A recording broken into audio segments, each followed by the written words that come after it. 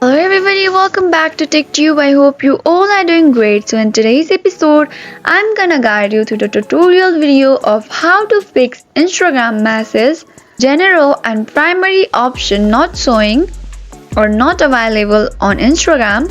So first of all, go ahead and open Instagram and then go ahead and click on your settings and click on your privacy. So let me tell you guys, this option general and primary is not available because your Instagram account may be private.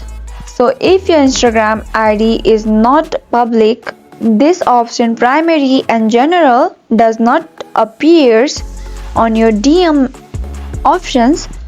So just make sure that your Instagram account is not private. So once it's done, it will successfully fix your Instagram message general and primary option not showing.